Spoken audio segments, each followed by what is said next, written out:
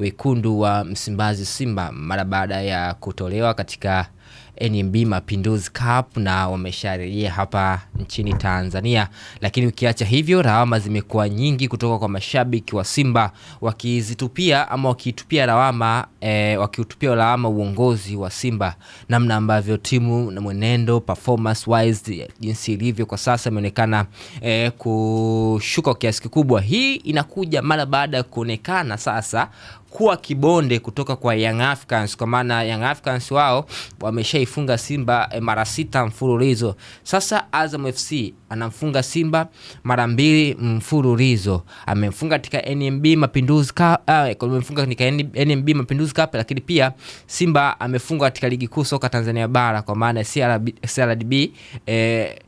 CRDB kwa maana ligi kuu soka Tanzania bara.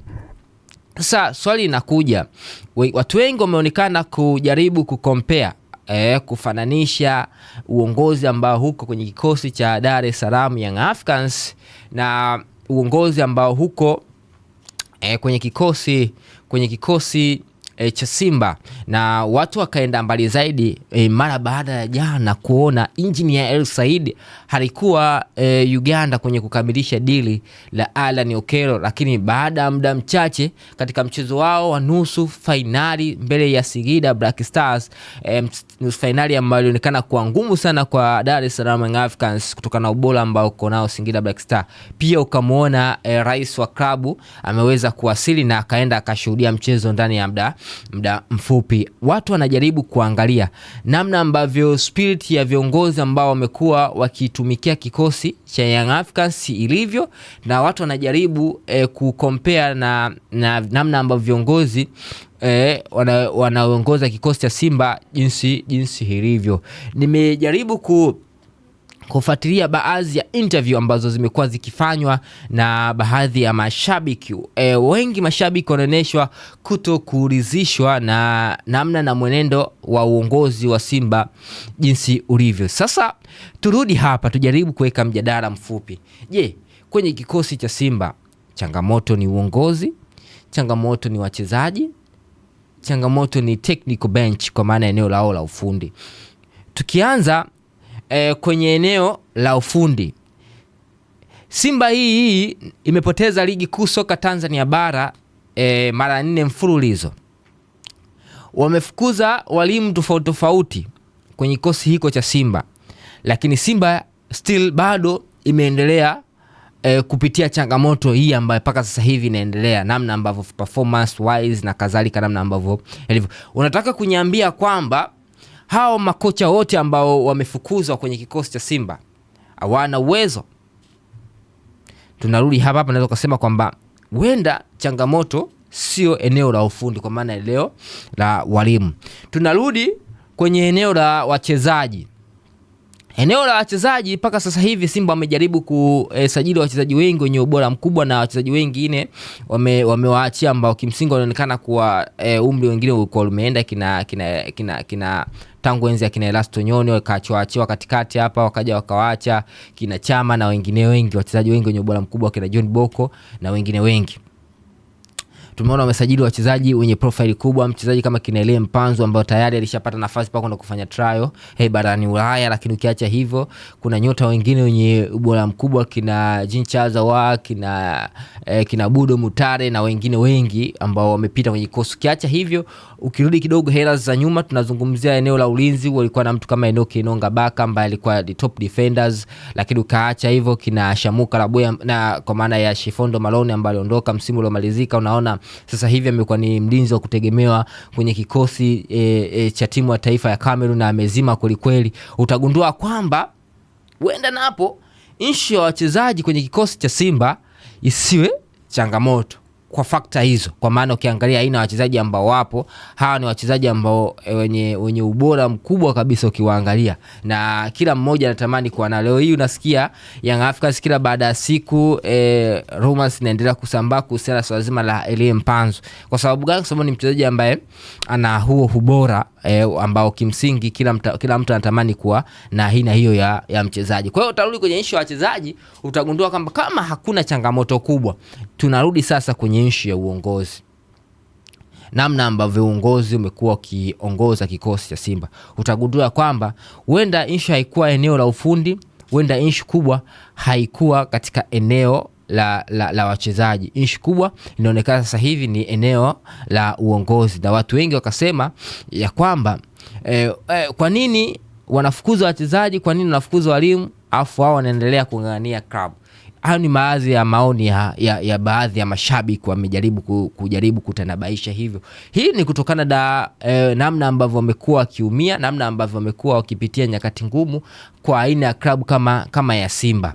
Ukiacha hivyo, wajaribu kuuliza mfano Simba wana mchezo katika hatua ya makundi ligi ya mabingwa barani Afrika, mchezo mgumu kabisa. Tayari mchezo wa kwanza umeshachezwa na tayari wamepoteza alama 3 katika uwanja wa Benjamin Mkapa dhidi ya Patriotic de Rwanda. Wanakwenda Mali kwenda kucheza Stade Malien. Huku kwenye kikosi huku Dar es Salaam unafanyika mkutano viongozi na wanachama wa Simba, alafu ile siku hiyo moja mchezo mkubwa unachezwa. Viongozi ambao walitakiwa kuwepo kuipa support team, kuipa nguvu team, wapo Dar es Salaam wakiongoza mkutano. Ukiangalia mwenyekiti wa klabu alikuwa pale, CEO wa klabu alikuwa pale, ukiacha hivyo semaji alikuwa pale, na viongozi wengi wakubwa walikuwa Dar es Salaam kwa niaba ya mkutano na wanachama. Sasa utajiuliza swali jepesi. Timu inacheza siku hiyo mchezo wenye maana kubwa kwa klabu, na tayari ushaangusha alama 3, na bado still unafanya mkutano siku ya mchezo husika, kiasi cha kwamba unatengeneza mgawanyiko wa viongozi, kwa maana wengine viongozi wanapaswa wawepo hapo wenye muhimu na walipaswa kuwepo katika mchezo husika. Mfano leo hii tutatoka kuzungumza hapa, Young Africans popote pale ambapo utaiona mchezo wote mgumu mkubwa wenye muhimu, lazima rais wa klabu awepo uwanjani kwenye michezo yote ya Young Africans ambayo amecheza. Lakini ukiangalia huku upande wa Simba, mashabiki wa Simba wengi wamekuwa kilalamika kwenye michezo mingi ya muhimu au waoni viongozi wakiwa uwanjani. Kwa hiyo unaona kwamba wenda wachezaji wanatimiza tu majukumu yao bila kupata support kubwa kutoka nyuma.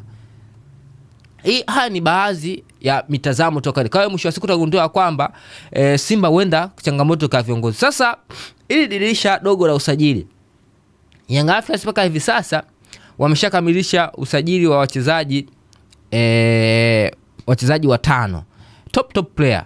Tutamzungumzia Depu, tutamzungumzia Arani Okero, tutamzungumzia Damaro, tutamzungumzia Chakei pamoja na Emmanuel Mwanengo kwenye kikosi cha Simba sasa, ambapo kimsingi kunaonekana kuna changamoto, lakini paka hivi sasa hakuna taarifa yoyote. Kuna wachezaji ambao walitarajiwa kuondoka kikosini ama kuachiwa kikosi kwenye dirisha dogo hili la usajili, kina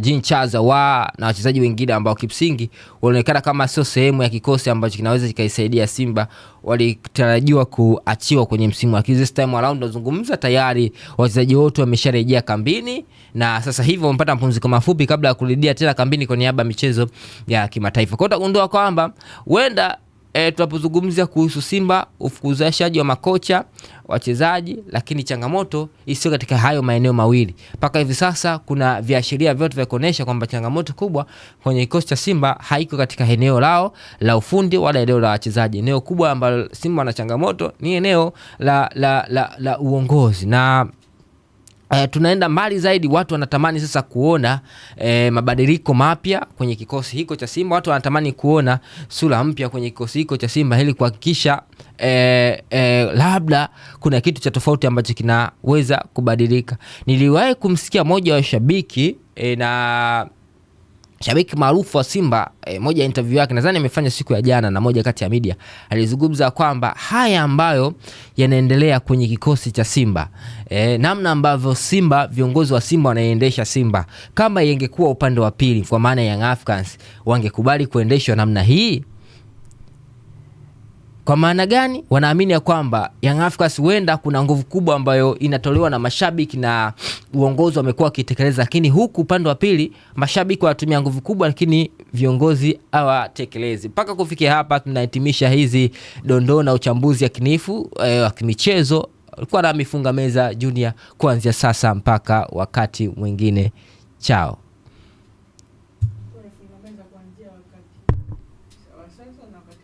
Kuanzia sasa na mpaka wakati kuanzia sasa.